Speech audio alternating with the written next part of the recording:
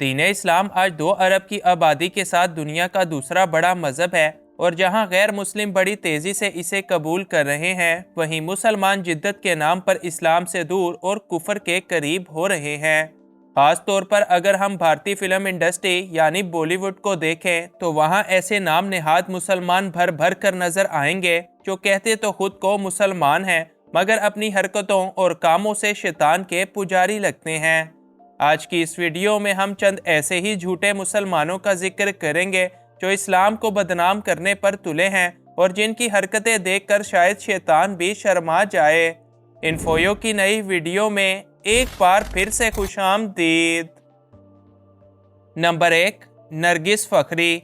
इस्लाम का नाम खराब करने वालों में सबसे पहले नंबर पर अदाकारा नरगिस फ़खरी का नाम आता है। बड़े बड़े होंठों वाली अदाकारा नरगिस काम तो भारत में करती हैं मगर इनका ताल्लुक भारत से ज़्यादा पाकिस्तान के साथ है। इनके वालिद मोहम्मद फ़खरी का ताल्लुक पाकिस्तान से है जो अमेरिका में रहते थे और उन्होंने चेक रिपब्लिक की एक लड़की के साथ शादी की। यही वजह है कि नरगिस फ़खरी भी खुद को आज एक ग्लोबल सिटीज़न कहती हैं और मजहबी एतबार से वो इन कम लोगों में शामिल हैं जो कहते हैं कि मैं तो हर मज़हब को मानता हूँ, या फिर यूँ कहें कि किसी भी मज़हब को नहीं मानता। यही वजह है कि कभी तो ये चर्च में पहुँच जाती हैं, कभी मंदिर में, कभी गोल्डन टेम्पल, तो कभी मस्जिद के अंदर जाकर जज्बाती हो जाती हैं। नंबर 2, सैफ अली खान।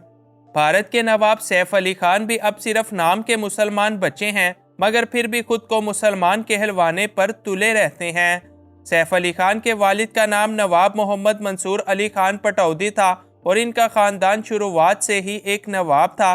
सैफ के वालिद ने एक हिंदू खातून शर्मिला टैगोर के साथ शादी की और सैफ ने खुद भी दो शादियां कर रखी हैं।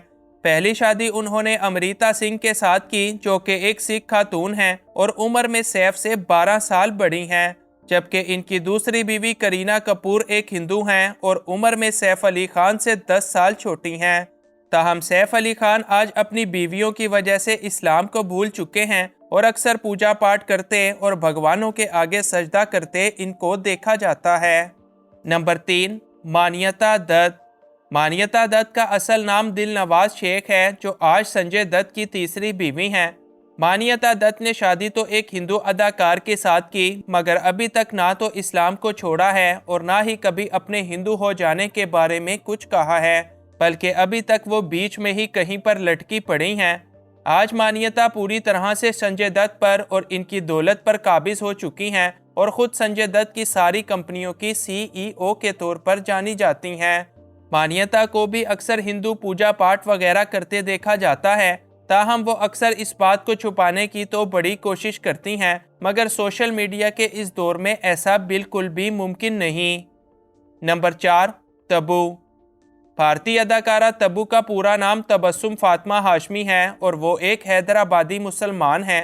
इनके वालिद जमाल अली हाशमी भी एक बड़े अच्छे अदाकार थे और तब्बू ने इनसे अदाकारी तो सीख ली मगर शायद दीन के मामले में कुछ भी सीख ना सकी।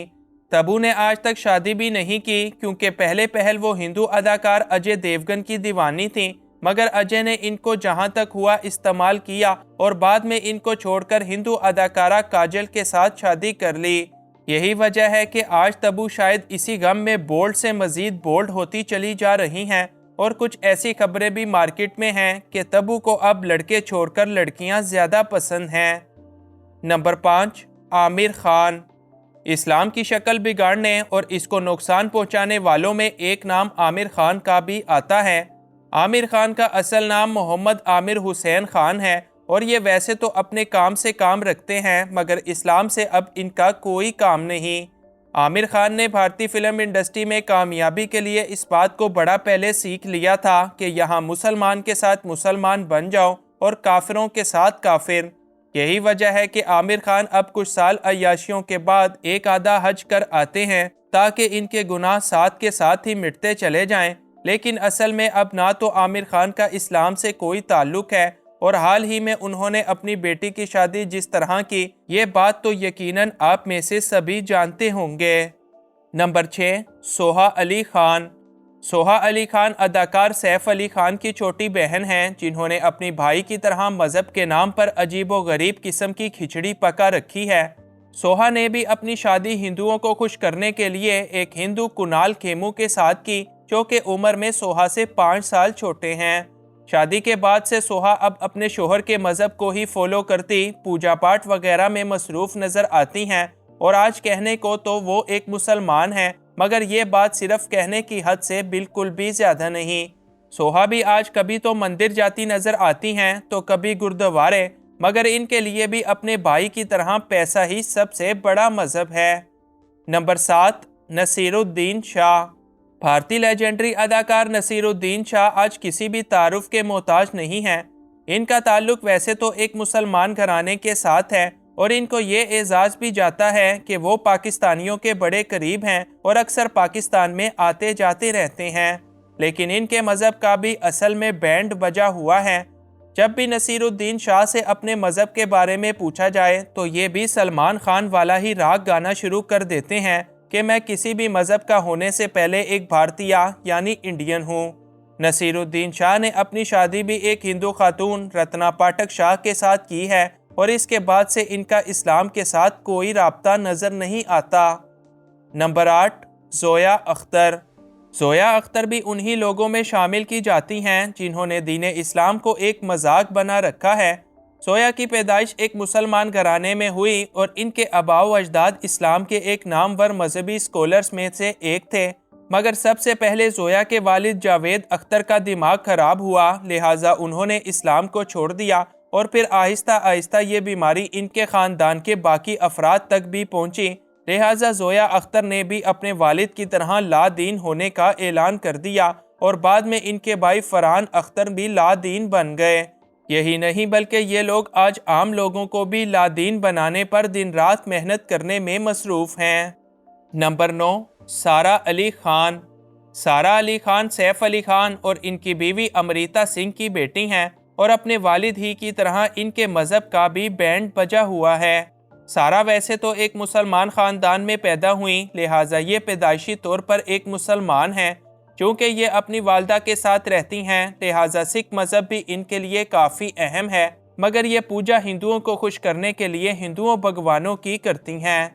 सारा अली खान भी मज़हब को लेकर आज मल्टीपल चॉइसेस का शिकार हैं। यही वजह है कि कभी ये मंदिर जाकर एक हिंदू बन जाती हैं, चर्च जाकर एक ईसाई, गोल्डन टेम्पल जाकर एक सिख, जबकि मस्जिद में एंटर होने से पहले ही इनको खुदा याद आ जाता है। नंबर 10, सारा हैदर। सारा हैदर पाकिस्तान के शहर कराची में पैदा हुई, जो एक बेहतरीन सिंगर और म्यूज़िक कंपोज़र हैं।